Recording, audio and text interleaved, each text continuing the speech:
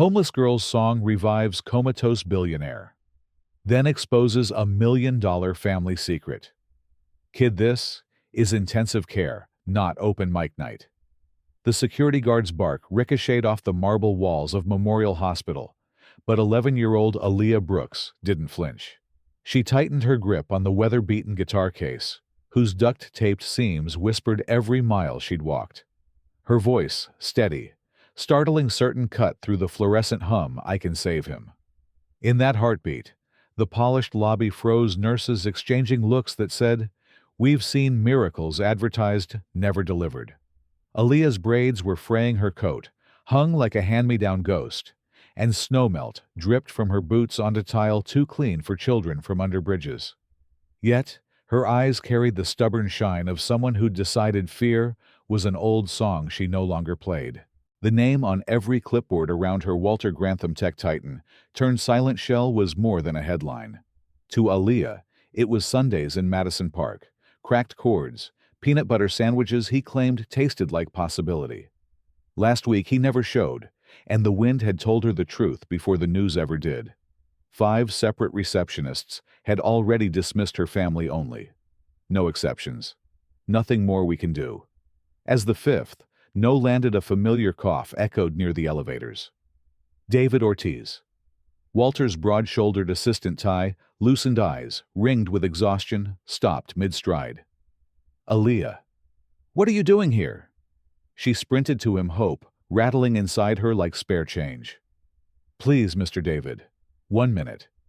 She flashed the chipped purple guitar pick Walter had carved an infinity loop into the night he told her music outlives money. David's jaw tightened. Protocol was a wall, but he'd seen that pick coax laughter out of a billionaire's lungs. "If anyone asks," he sighed, "you're his granddaughter." "Understood." Her nod was pure electricity. They slipped past puzzled nurses, past the murmuring machines of strangers fighting their separate wars, until David pushed open room 417. Stale antiseptic met the scent of wilted lilies. Walter lay motionless, tubes looping from his chest, like plastic ivy skin, the color of crumpled parchment. For a moment, courage abandoned Aaliyah, but when she laid the infinity pick on the shaky nightstand, it gleamed like a tiny, defiant moon. She pulled the guitar from its case. The duct tape crinkled a soft drum roll for impossible things. Fingers hovered over the strings, then the door hinges squealed, and Dr. Fiona Clark stepped in. Tablet glowing blue against her white coat. "Visiting hours are over," she warned, but her gaze snagged on the pick and softened. Aaliyah inhaled, summoning every park bench sunset she and Walter had shared, every joke about how broken wood could still sing. The first note trembled at the edge of her breath, but before it escaped, a flatline alarm wailed down the corridor, and 2 nurses sprinted past shouting code blue for another patient. Dr. Clark darted away, leaving the room half-lit, half-forsaken. Aaliyah's heart pounded louder than the siren, until silence returned like a dare. She settled the guitar on her lap, closed her eyes, and pressed the pick to the frayed first string. The moment the note finally blooms, if it blooms, might wake a memory or break her last one. She strummed anyway. "No one hears a broken chord," a nurse once teased, yet the instant Aaliyah's first note fluttered into room 417, the fluorescent lights seemed to hum along. Sound wove through plastic tubing and pulse ox clips, a fragile ribbon threading silence to memory. She kept playing the half-finished Sunday tune Walter claimed had no ending, because hope shouldn't either, letting calloused fingertips translate every sleepless night beneath the bridge into music. The monitor beside the bed answered with its own rhythm. Beep, beep, pause. Beep, beep, a heartbeat, suddenly curious. Aaliyah risked a glance. Nothing dramatic, just a whisper of steadiness where chaos had reigned. "Come back," she breathed, voice too soft for the overhead mics, but loud enough for whatever part of Walter still wandered the dark. Her tears struck the soundboard like soft rain. Then, a miracle small enough to miss Walter's index finger twitched a single stubborn tap against the sheet, like a man knocking on a locked door. Aaliyah's gasp caught in her throat.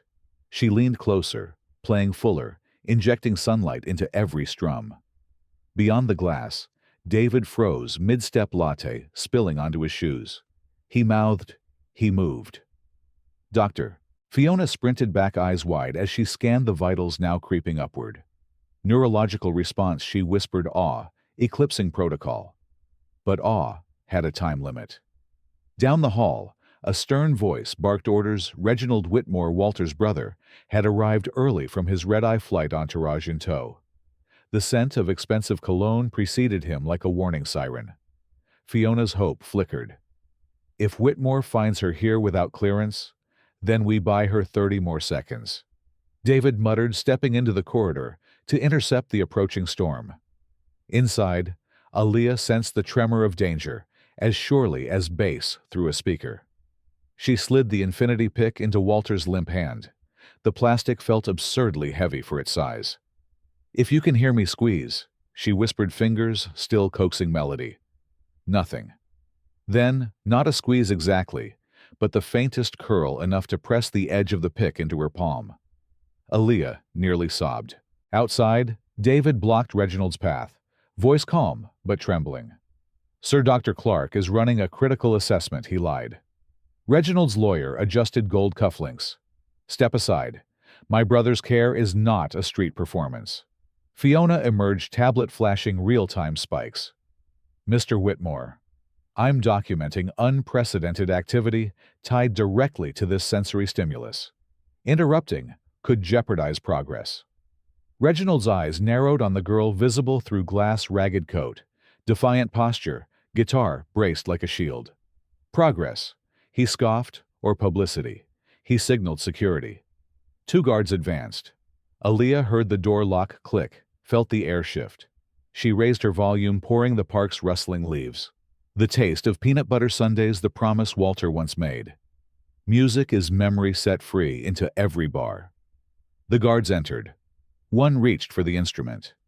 At that precise note, Walter's eyelids quivered, a single tear sliding toward his temple. Monitors spiked. Fiona shouted, "We have eye movement!" But Reginald barked back, "Enough!" The guard's hand hovered over the guitar, torn between order and wonder. Aaliyah's heart thrumming louder than any chord met his gaze. "If you stop the song now," she whispered, "he might never finish it." The guard hesitated, but Reginald's glare hardened. His next command will decide whether the room fills with silence or history in the making. For a breathless instant, everyone in room 417 became a note hanging on a wire waiting to resolve. The guard's hand trembled above the guitar, Reginald Whitmore's command poised like a cleaver, and Aaliyah's final chord quivered in the fluorescent hush. Then, the guard, a former Marine whose daughter once survived cancer because a volunteer sang lullabies at 3 a.m., took the smallest step back. "Sir," he muttered toward Reginald, the patient's responding. Reginald's eyes flared, but before he could bark again, the monitor erupted in a zigzag of hopeful peaks. Dr. Fiona lunged for her tablet, logging every millisecond.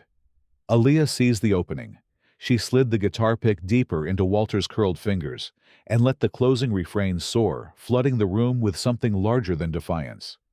Only once, the last vibration dissolved, did she surrender the instrument. Reginald snapped to escort her out, and this time the guards complied, but gently, almost apologetically, as if removing a stained glass window during a storm. Out in the corridor, Aaliyah expected cold handcuffs. Instead, David thrust his own scarf around her shoulders. "He heard you," he whispered, voice breaking. Behind them, Reginald ordered the ICU doors sealed and barked on his phone for full legal lockdown. Yet even through reinforced glass, Walter's vitals kept climbing little victories, strobing green against sterile white. Fiona confronted Reginald in the hallway, brandishing her data. "You can't shut out the very stimulus reviving him." He dismissed her with a flick of a manicured wrist.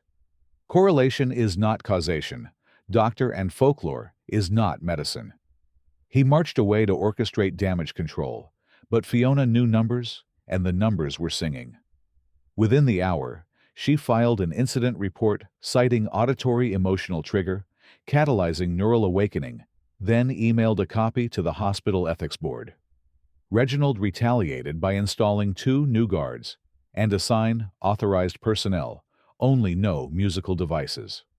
Downstairs, the digital news ticker already teased breaking billionaire's coma stirs amid street girls' stunt. Aaliyah watched the headline blur past the lobby windows, pulse pounding like a drumline she couldn't silence. She set up at the far wall outside security jurisdiction and began to play for strangers, nurses off shift, families clutching cafeteria coffee, letting the melody spill through ductwork and stairwells until floors above patients pressed call buttons, begging doors be left ajar. Orderlies whispered that Walter's heart rate steadied each time the music drifted upward, but Reginald cited confidentiality and threatened terminations. That night, he convened lawyers in a penthouse conference room, the city glittering like coins beneath them. "We move my brother to a private facility and sever outside influence," he declared, unaware that David lingered in the shadow of the doorway. David texted Fiona. Fiona called Aaliyah, voice urgent. "They'll transfer him tomorrow at dawn." Snow had begun to fall again, muffling sirens frosting the bridge where Aaliyah slept. She stared at her patched guitar strings fraying pickless, now that Walter held the infinity loop. If they moved him, the unfinished song, and everything it promised would vanish into silent corridors she could never reach. Wind rattled the underpass beams like distant applause, daring her to give up. Instead, she tightened each loose tuning peg until metal bit skin and whispered, "You started knocking, Mr. Walter. I'm not the one who's walking away." Dawn's first siren would soon slice the night, and with it, a decision: find a way back inside before the gurney rolled, or watch the door on their shared miracle slam shut forever. The sirens shrieked at 5:42 a.m., slicing the gray dawn exactly as Aaliyah had feared, but they sounded less like ambulance calls and more like a countdown to exile. She was already running boots, slipping on black ice guitar, bouncing against her spine toward the employee entrance. David had texted basement ramp code 7291. His scarf still looped around her neck, whipped behind her like a banner of reckless faith. Inside the dim, loading corridor, David met her clutching a clipboard and a pair of oversized scrubs. "Put these on transport staff. Won't question uniforms." Her fingers shook as she pulled the fabric over her coat. "Where's Mr. Whitmore?" "Upstairs, signing release papers beside a private medevac crew." "We have maybe 10 minutes." Fiona appeared, ponytail damp, with steam sliding a visitor badge toward Aaliyah. "ICU elevator is locked to biometrics now, but laundry elevator still reaches 3 feet from 417 if you force the gate." Sirens echoed again, closer pressure building like feedback in an overamped speaker. The trio hurried through tunnels smelling of bleach and diesel until a rust-crusted lift yawned open. "Once you're up there," Fiona warned, "we'll trigger a fire drill. It buys 90 seconds of chaos." The doors rattled shut, plunging Aaliyah and David into an iron box that groaned upward. He handed her a fresh, unetched pick. "I carved the same infinity last night." She traced the loop lungs tight. "If this fails, then we write a new song," he said. The elevator jerked to a stop. David pried the gate, revealing a sliver of hallway bathed in evacuation strobes. Alarms erupted. Fiona had pulled the switch. 2 orderlies sprinted past, pushing Walter's gurney, monitors clattering. Reginald barked, "Move faster!" Aaliyah and David slipped behind, merging with the confusion. At the junction, security was distracted by flashing panels. Aaliyah darted to Walter, whose eyes fluttered half open above an oxygen mask. "It's me," she whispered, pressing the new pick into his palm. The guards noticed. "You again," one shouted, grabbing her arm. She wrenched free, slid in front of the gurney, and strummed a single resonant chord that sang down the sterile corridor, like sunrise trapped in wood. Walter's heart monitor spiked. His hand squeezed the pick so hard his knuckles blanched. Reginald lunged forward, furious, but the sudden chorus of beeps drew every medic's gaze. Fiona, arriving breathless, pointed to the screen. Documented response transfer halted under Section 12B of Patient Stability Protocol. Lawyers hesitated. Liability trumped ego. Reginald's face flushed, crimson lips curling around silent curses. David wheeled Walter back toward 417, while staff scrambled to verify vitals. Aaliyah walked beside, still playing each note, threading hope through red lights and sprinkler mist. Inside the room, she finished the refrain. Silence settled like falling ash. Walter's eyelids parted wider than before, and though his voice was a rasp of wind, the word was clear. Stay. Alarms quieted. Orderlies backed away in reverent hush. Aaliyah nodded, tears flickering. Behind the glass, Reginald dialed someone, eyes burning. Yet even he couldn't drown the hush of a hospital witnessing the impossible. Aaliyah set the guitar at Walter's bedside, fingers brushing his as she whispered, "We still have a bridge to build." His monitor answered with steadier pulses, but outside footsteps thundered. Reginald's private neurologist had arrived with orders to place Walter under full sensory quarantine. Aaliyah braced herself. The song had bought time, not safety, and the next battle would demand more than music. Reginald's private neurologist, Dr. Cole, stormed into ICU 417 like a man sent to unplug a miracle, flanked by two techs, wheeling a sensory-dampening enclosure that looked disturbingly like a glass coffin on casters. From now on, the patient's environment is a controlled chamber, zero auditory contamination, he declared, snapping latex gloves as if they were handcuffs. Aaliyah felt the words slam against her ribs, but she didn't retreat. She stepped between the rolling plexiglass and Walter's bedspine, straight as an anthem. He asked me to stay. Dr. Cole lifted a brow. The murmur of a hypoxic cortex is not consent, young lady. Remove yourself. David tried reason, quoting the spike in vitals. Fiona cited protocol, but Cole waved a signed directive. Reginald's emergency medical authority stamped by the overnight administrator. Reginald had been whining in the executive lounge. Two security officers closed in. Walter's fingers twitched, the infinity pick gleaming like a trapped star. Aaliyah squeezed his hand. "They're going to seal you in silence," she whispered. "But sound travels through more than air." She let go, allowing the guards to escort her out. Yet she slipped the duct-taped guitar to Fiona, who hid it beneath a chart. Cole's team slid the enclosure over Walter machines, humming to filter every decibel. When the door sealed with a hiss, Reginald exhaled triumph. For the first time in days, he controlled the script. Downstairs, Aaliyah stood in the atrium, staring at the giant donor wall, where Walter's name glittered in gold leaf, above a slogan he once funded, "Heal with Humanity." The irony punched her like winter wind. Nearby, a volunteer tinkled a toy piano for visitors. Security ignored the tinny notes. Loophole. Aaliyah borrowed the piano, propped her phone against a potted fern, and hit live stream. "They locked my friend behind glass," she told the internet voice, quivering, yet unbroken. But music doesn't need permission slips. She played the Sunday melody on keys no bigger than postage stamps. The sound was thin, almost laughable, yet within minutes, comments flooded play louder. "We're with you. Who is trying to stop this?" Upstairs. Fiona cracked Walter's door a hair. The melody floated up through elevator shafts, HVAC ducts into the sealed chamber, where only vibrations could trespass.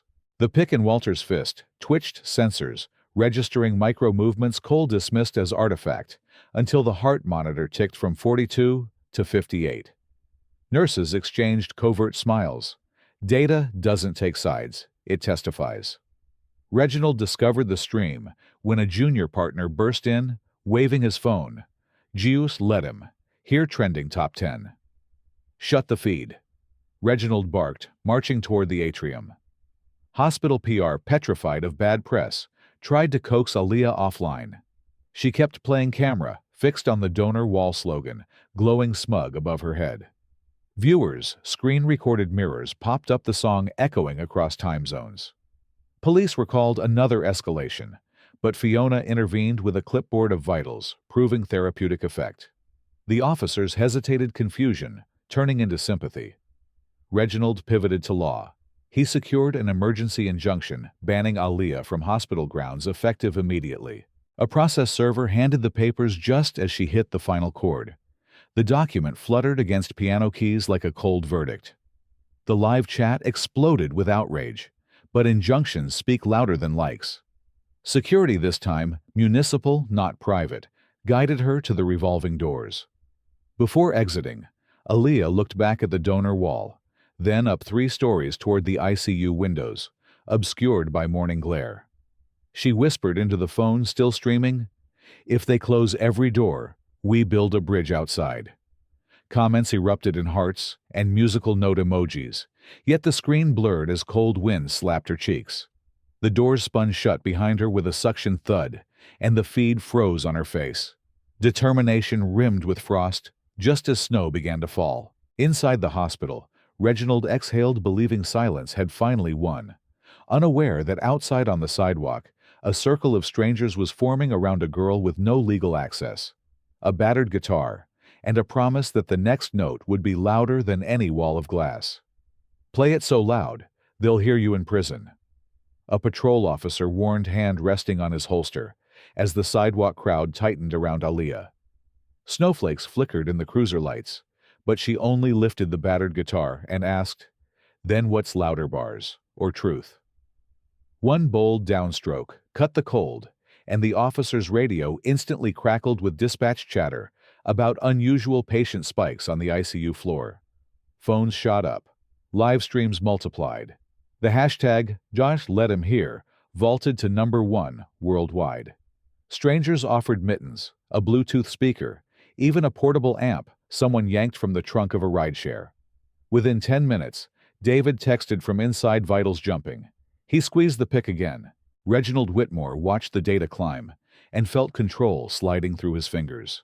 He summoned Dr. Cole and hissed, "Tonight we airlift my brother to Westbrook Neuro. I want him gone before that girl can tune a string." David, lingering near the door, caught every word. He slipped into a supply closet and sent another text, "Midnight transfer. Only chance." Back outside, a wiry busker lugging a drum kit hustled over. "Need percussion." Aaliyah's nod birthed an impromptu street orchestra, brass students from a community college, a gospel trio from the L-train platform, and a deaf cellist who played by feeling vibration through the floor. They formed a semicircle facing the hospital's glass facade. Each note ricocheted off concrete, funneled by alleyways straight toward Walter's quarantine chamber, 11 stories up. Inside, Fiona Clark traced the waveform spikes and whispered, "You can't noise cancel Faith Reginald." He responded by ordering construction crews to erect plywood sound baffles across the ambulance bay. But plywood couldn't mute the internet. Local news helicopters hovered, broadcasting the makeshift concert live. Donations to Second Verse flooded past 6 figures. City council members tweeted support. Pressure mounted. At 11:15 p.m., David slipped from a staff exit and crossed the street, breath clouding. He found Aaliyah between songs. They roll him in 45. Last chance to break the glass. She stared at the plywood wall, then the coil of spare strings in her case. An idea sparked, half crazy, fully hers. "We don't break glass," she said. "We build a bridge." Volunteers yanked sheets of the plywood aside, aligning them into a narrow ramp that pointed toward the hospital's old skywalk, an abandoned windowless steel tunnel once used for laundry carts. They laced hundreds of spare guitar strings along the tunnel rails until it looked like a silver spine. Midnight hovered. Aaliyah stepped onto the string bridge boots, ringing metal. Every step plucked the tensioned wires, sending low thrums into the hospital's frame like sonar. The street orchestra caught the key and surged. The tunnel resonated, a cathedral of trembling steel. Upstairs, Walter's chamber vibrated. The infinity pick danced in his fist. His eyelids fluttered, then opened fully for the first time. He mouthed a shape, "Aliyah," just as Dr. Cole's monitor screamed high-priority alerts. Nurses froze. Numbers don't lie. Reginald burst in sedation, order in hand, only to see his brother's eyes tracking the rhythmic quiver of ceiling tiles. "He's awake!" Fiona shouted, blocking the syringe. Chaos erupted, code team paging, cameras flashing through hallway windows, plywood ramp swaying as police finally charged. On the street, the song hit its last triumphant chord and snapped 3 strings at once, pitching Aaliyah forward. She caught the railing, heart hammering, as floodlights pinned her in white glare. Below, officers yelled for dispersal. Above, alarms blared, patient in distress. Balance between arrest and a miracle. Aaliyah sucked in icy air and thought, if he just spoke my name, I have to answer. If he just spoke my name, I have to answer. Aaliyah told herself, and she answered with motion. She swung off the vibrating rail, darted through an emergency hatch at the end of the skywalk, and sprinted down a service corridor that still trembled with the orchestra's dying chord. Behind her, officers grappled with protesters.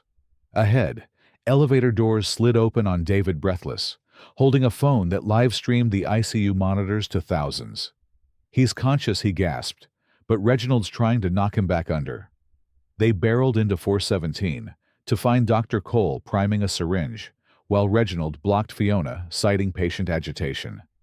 Walter's eyes clear, terrified, utterly present, locked on Aaliyah. The heart monitor leapt from 58 to 78. She stays. He rasped each syllable, dragging sand across glass, but unmistakable. Fiona seized the moment, slamming the code button. Alarms shrieked, summoning a dozen staff who poured in and formed a human wall between Walter and the needle. Doctor override, Fiona barked. Sedation suspended pending ethics review. Reginald's control fractured. Cameras from David's phone and a hovering news drone captured every second, broadcasting the billionaire's first words in 2 years. Twitter erupted. He spoke. Aaliyah pressed the infinity pick to Walter's palm and whispered, "You knocked, I kicked the door." His cracked smile was worth every bruise on her shins. But Reginald wasn't done. Clutching his legal binder like a shield, he dialed a judge for an emergency guardianship injunction, spitting phrases, trespass, contamination, undue influence that could refasten the muzzle of silence by dawn. Aaliyah's triumph chilled. Law could still drown music. David tugged her aside, slipped a flash drive into her pocket. "Company ledger," he murmured. "Shows Reginald siphoned Walter's charity funds to a political PAC. Proof of unfitness. We expose this before the injunction strikes." Fiona added, "Ethics board meets at 8 a.m. If Walter's deemed competent, they can void Whitmore's authority, but he must demonstrate clarity publicly." Walter tried to sit. Tubes tangled, alarms bleated. Aaliyah steadied him, heart hammering. They had hours, not days, to turn a frail voice into a verdict. Outside, snow turned to sleet, hissing against windows like a ticking clock. Protesters held phones aloft, singing the Sunday tune on loop, as police lines shifted uneasily. In the room's hush, Aaliyah reached for her guitar fingers, bleeding from broken strings, and began teaching Walter the simplest accompaniment, a slow, four-note pulse he could tap with the pick against rail steel bed. Each tap synced with his heart on the monitor, living sheet music for anyone watching live. David panned the camera. Viewers saw a billionaire and a homeless prodigy crafting a duet proof of consciousness in real time. Comments flooded. "Let him testify. Whitmore embezzled justice in 4/4 time." Reginald paced outside the glass phone glued to his earface, draining as headlines updated, "Whitmore brother accused of charity fraud, source inside hospital." He slammed a fist against the wall and hissed to security, "Marshals will be here by sunrise. Detain the girl for trespass." The guard hesitated, eyes flicking to the live feed, counting 500,000 viewers. Bad optics are handcuffs too. Aaliyah met Walter's gaze, felt the tremor of his courage ripple up her arm, and knew the final chorus hadn't been written. Dawn would bring judges, marshals, perhaps even handcuffs, but it would also bring a courtroom, an audience, and a chance to finish the song with truth. So loud, no gavel could mute it. She tightened a fresh string, wiped blood on her sleeve, and whispered, "We play at first light." First light bled through storm clouds as the hospital auditorium commandeered overnight into an emergency courtroom, filled with restless breaths and the metallic clack of television rigs. Aaliyah, knuckles raw from restringing her guitar, wheeled Walter to the front, where Judge Alvarez waited, robe dusted with travel snow, flanked by marshals sent to keep order. Reginald stood opposite, eyes sunken, bespoke suit, rumpled from a night of frenzied calls. Beside him, Dr. Cole clutched anesthesia records like road flares. Judge Alvarez gavels, once proof of competence, proof of fraud present both, or concede. David steps forward first, projecting the ledger onto a portable screen. Numbers cascade millions siphoned from Grantham Charity into Whitmore Future Health PAC. Gasps ripple. The judge's brows knit. Reginald counters with talk of rogue staff and child manipulators, but the ledger columns glare back colder than the sleet outside. Then, Fiona rolls in a vitals monitor, still tethered wirelessly to Walter's chest. Alvarez nods at Aaliyah, show us clarity. She places the infinity pick between Walter's fingers and begins the Sunday melody, soft but unbreakable. Walter taps the bedrail 4 deliberate beats that mirror the song's heartbeat motif. The monitor syncs, drawing perfect peaks across the screen. The judge leans forward. Consciousness has a rhythm no sedative can fake. Aaliyah shifts, inviting Walter's whisper. He rasps into the mic. I choose life that listens. 3 words hoarse, yet unmistakable. The courtroom falls into reverent quiet. Outside, through open doors, protesters' humming slips, in like wind under a doorframe. Reginald lunges for one last objection, but Alvarez raises a palm. Ruling Walter retains legal capacity. Emergency guardianship rescinded. Investigation into financial misconduct to proceed. Ms. Brooks granted unrestricted visitation. Gavel drops one definitive chord. Chaos flips, polarity reporters swarm. Reginald marshals collect evidence boxes, and Walter, exhausted but triumphant, closes his eyes while Aaliyah steadies the chair. She could collapse into relief, but a gentle ping from her phone reminds her the live stream is still rolling. 500,000 viewers watch in silence as she lifts the guitar. A bridge isn't built when the first traveler crosses, she says, voice trembling more from wonder than fatigue. It's built when the second traveler believes the path will hold.